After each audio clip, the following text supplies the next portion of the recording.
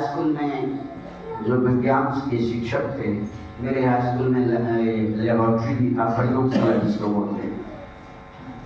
तो कभी कभी बच्चों को प्रयोगशाला में ले जाते थे शिक्षक, हमारे शिक्षक ले जाते थे प्रयोगशाला। एक दिन हम लोगों को ले गया प्रयोगशाला, सारे विद्यार्थियों को, बच्चों को ले गया प्रयोगशाला, जो हमारे विज्ञान के शिक्षक थे। और सबों को ले जाकर के एक विद्यार्थी को कहा, एक काम करो, एक गिलास में पानी ले आओ। वो कांच का गिलास, शीशा वाला गिलास, पहले बहुत चलता था, अब नहीं के बराबर चल रहा है, कांच वाला गिलास। कहा उसी गिलास में एक गिलास पानी ले आओ। एक बच्चा गया, पानी लेकर आया। दूसरे विद्यार्थी को कहा कि बच्चों एक मुट्ठी धूल लेते आओ, एक मुट्ठी धूल लाए। और उस विद्यार्थी को कहा उस गिलास में जो पानी है उस धूल को उसी में मिला दो, खोल दो उस धूल। गिलास में जो पानी था उसी में मिट्टी घोल दिया उंगली देकर। कहा 10 मिनट के लिए छोड़ दो, छोड़ दिया। जैसे जैसे शिक्षक कहा करते थे वैसे वैसे हम लोगों को कुछ मालूम नहीं पड़ रहा था क्या हो रहा है। हम लोग जैसे जैसे शिक्षक बोल रहे वैसे कर रहे। कहा 10 मिनट के लिए छोड़ दो, छोड़ दिया गया। तब शिक्षक ने पूछा अब क्या देख रहे हो?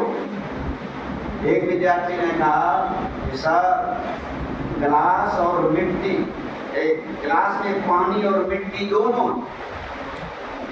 जब शिक्षक ने पूछा मिट्टी कहाँ है और पानी कहाँ है गिलास में, तो विद्यार्थी ने बताया कि सर मिट्टी गिलास के पेंदे में बैठा हुआ है, पानी ऊपर है। क्योंकि 10 मिनट जो छोड़ा गया खोल करके वो सारी मिट्टी पेंदे में बैठ गई, पानी ऊपर दिखाई दे रहा था, मिट्टी नीचे दिखाई दे रहा था। विद्यार्थी ने कहा सर मिट्टी नीचे है पेंदे में, गिलास के पेंदे में, और पानी ऊपर है। फिर कहा शिक्षक ने कि मिट्टी नीचे है पानी ऊपर है, तो मिट्टी में पानी है कि नहीं है? शिक्षक ने पूछा कि मिट्टी नीचे है पानी ऊपर है, तो मिट्टी में पानी है कि नहीं? तो सब विद्यार्थी चुप, उसको लिखन तो नहीं कर सकते, अब उतना ज्ञान रहेगा तभी ना। सभी विद्यार्थी चुप। शिक्षक ने बता के देखो बच्चों सुनो, मिट्टी नीचे है पानी ऊपर है, लेकिन मिट्टी के जर्रे जर्रे में पानी, मिट्टी के जर्रे जर्रे में पानी भरा हुआ है, और पानी जर्रे जर्रे में समा करके, मिट्टी के जर्रे जर्रे में समा करके पानी खत्म नहीं हो गया, पानी अपना दर्जा ऊपर रखा है। ऐसा क्यों? शिक्षक ने बता के देखो ऐसा इसलिए मिट्टी स्थूल है, पानी सूक्ष्म है। मिट्टी के सामने पानी क्या हो गया? सूक्ष्म हो गया। हालांकि पानी के ऊपर भी सूक्ष्म है, लेकिन जब मिट्टी की बात आएगी तो मिट्टी से सूक्ष्म कौन हो जाएगा? पानी, पानी हो जाएगा। तो मिट्टी में भरा हुआ पानी है, लेकिन पानी खत्म नहीं हुआ। इसीलिए खत्म नहीं हुआ तो सूक्ष्म सब में प्रवेश करके सूक्ष्म अपना दर्जा ऊपर रखता है, हर वक्त ऊपर रखता है। जो सूक्ष्म होता है स्थूल में समा करके सूक्ष्म अपना दर्जा ऊपर रखता है। ये बात तो शिक्षक ने बताया विज्ञान की बात, अब मुझे समझ में आ रही है। ठीक इसी तरह की बात परमात्मा में भी लागू होता है। परमात्मा सब में है, सब में भरकर अलग इसलिए है कि परमात्मा से बढ़कर कोई सूक्ष्म है ही नहीं। जो सूक्ष्म होता है सब में भरकर के सबसे अपना दर्जा ऊपर रखेगा। इसीलिए कि सवेरे का स्तुति विनती हम लोग रोज गाते हैं, सब क्षेत्र क्षर अपरापर और अक्षर पार, सब में परमात्मा है, फिर भी अपना दर्जा ऊपर रखा है। इसलिए परमात्मा से बढ़कर कोई सूक्ष्म नहीं है। ऐसे सूक्ष्म परमात्मा के बारे में महर्षि वाल्मीकि जी का कहना था, हे राम आप कहाँ नहीं है, पहले ये बता दो।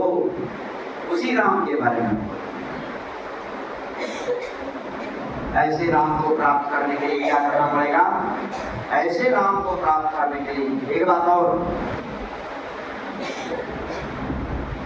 अगर अयोध्या नरेश महाराज दशरथ जैसे पुत्र राम सर्वव्यापक होते तो परमात्मा का दर्शन करके दुखों का अंत होता है कि नहीं होता है? परमात्मा का दर्शन करने के दुख रह जाएगा, दुख रह जाएगा। वो कौन सा परमात्मा का दर्शन है?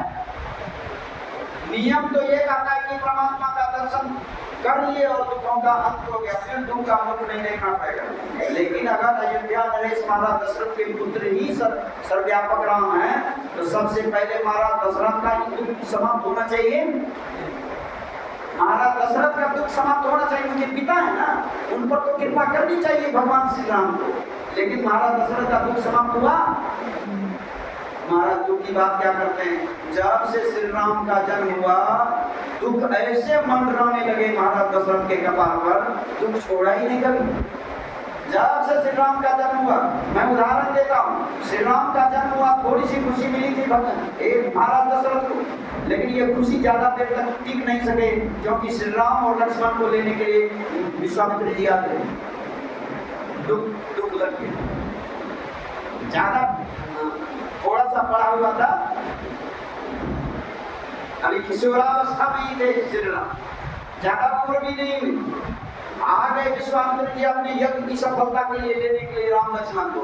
इतना दुख हुआ महाराज दशरथ को, इतना तकलीफ हुआ कि जो पहले से खुशी मिली थी सब खुशी कर दी। अगर चले गए विश्वामित्र जी के साथ में, थोड़ा दिन दुख रहा, फिर खुशी मिली। क्यों खुशी मिली? कि श्री राम का विवाह हो गया, खुशी मिली। बहू आ गए घर में, लेकिन ये भी खुशी ज्यादा दिन तक टिक नहीं सका। थोड़े ही दिन हुआ था। मैं पंजाबी भाषा में कभी कभी गाता हूँ, जिन रात सवेरे मिलना सी एक रात दे बीच फकीर होया, अवधपुरी दियां बासियां बसकेड़ा गल तकदीर गया। अर्थात जिनको सवेरे सवेरे रात मिलना था, वही बलकर वस्त्र पहन करके सवेरे वनवासी का वेश बना करके जंगल तरफ चल दिए। अयोध्या वासी कहते हैं देखो देखो तकदीर का खेल। महाराज दशरथ जब ये देखा वनकल वस्त्र में पहने अपने बेटे को, खुशी मिली। महाराज पछाड़ खा करके गिर पड़े, बेहोश हो गए। अपने पुत्र को देखकर, जिस वेश में देख करके बेहोश होकर के गिर पड़े महाराज दशरथ। आंखें खोल नहीं सके, यहाँ तक कि आज्ञा नहीं दे सके श्री राम को बन जाने के। बेहोश होकर के गिर पड़े, बिना आज्ञा लिए श्री राम चले गए वन जंगल। और ज्यादा जंगल में हुआ भी नहीं था कि खबर मिल गया कि महाराज दशरथ श्री राम के याद में, गोस्वामी जी गाते हैं, महाराज दशरथ दूसरे छोड़े राम राम कहीं राम कहीं, राम राम कहीं राम, तनु परिहरि रघुवर विरह, राउर गयो सुरधाम। राम राम का करके महाराज दशरथ ने अपना प्राण त्याग दिया।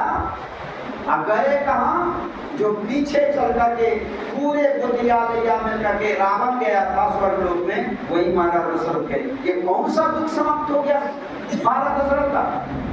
अगर वही सर्वव्यापक राम का दर्शन हुआ होता महाराज दशरथ को, क्या दुखों का अंत नहीं होता?